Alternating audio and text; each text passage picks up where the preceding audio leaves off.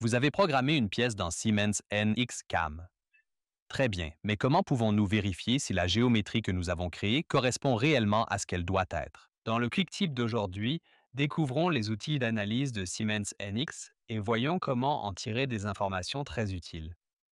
Je suis Heinrich Pflaum et bienvenue dans ce nouveau Quick Tip de Janus Engineering.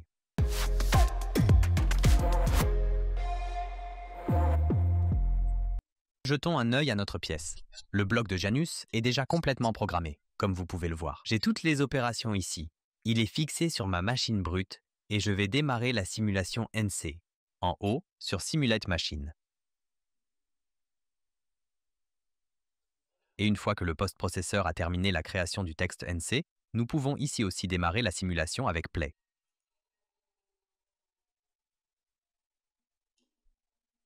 Pour ceux à qui la simulation prend trop de temps ici, vous pouvez simplement cliquer sur Stop et aller dans Simulate Settings pour modifier un paramètre qui nous permet d'augmenter la vitesse de simulation. Si vous souhaitez plus de détails, cliquez en haut à droite sur le i pour visionner une autre vidéo.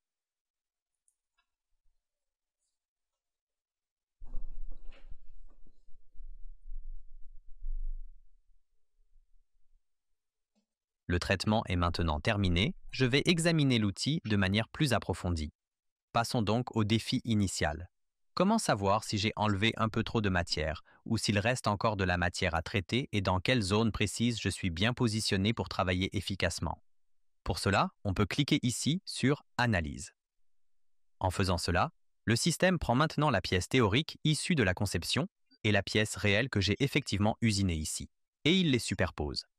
Grâce à cette échelle de couleurs, je peux maintenant voir les différences dimensionnelles entre la pièce théorique et la pièce réelle. Voici les paramètres par défaut de Siemens NX. Je vais vous montrer rapidement mes paramètres préférés, ceux avec lesquels j'aime travailler ici. Tout d'abord, je réduis ici le nombre de plages à 3. Je veux en effet voir seulement 3 couleurs. Et quelles sont les 3 couleurs? Je peux les configurer ici, je choisis. La couleur grise. Celle-ci doit me permettre de visualiser clairement tout ce qui est en excès et encore présent sur ma pièce de travail. En vert, je vais afficher les zones où je suis bien positionné dans la matière. Et la troisième couleur sera le rouge. Celle-ci m'indiquera donc les endroits où la pièce est endommagée. C'est le premier réglage. Le prochain réglage concerne les limites mini et maxi. Plutôt qu'automatique, je préfère sélectionner User Defined ici. Comme pour les divisions, je bascule sur User Defined. Quelle valeur dois-je donc entrer ici? Tout d'abord, la première valeur peut être très élevée. Dans mon cas, je vais simplement supposer 800 mm pour l'instant. La deuxième valeur doit être de 0,2 mm.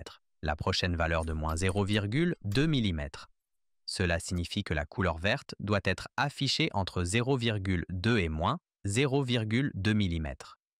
Tout ce qui dépasse 0,2 jusqu'à 800 mm sera affiché en gris. La plage minimale est définie entre moins de 0,2 et moins de 800 mm. Cela indiquera en couleur rouge tous les surusinages compris entre moins 0,2 et 800 mm de profondeur.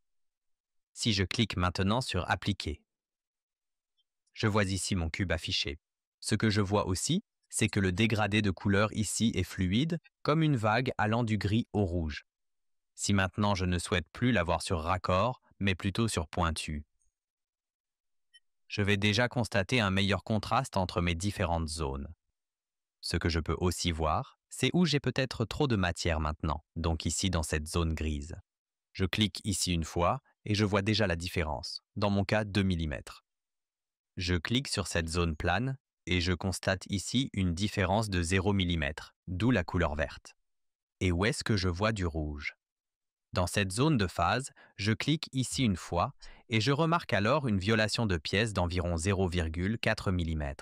Cela résulte du fait que le trou dans le modèle n'a pas été retouché, mais que j'ai quand même intégré une petite cassure de bord à cet endroit précis du modèle. Si je souhaite afficher plus qu'une simple couleur, je peux bien sûr augmenter le number of ranges ici à tout moment, par exemple à 4. Regardons aussi les autres valeurs avec lesquelles je peux ensuite jouer. Je veux que tout entre 800 et 1 mm soit affiché. En bleu, par exemple. Tout ce qui se situe entre 1 millimètre et 0,2 mm doit apparaître en vert.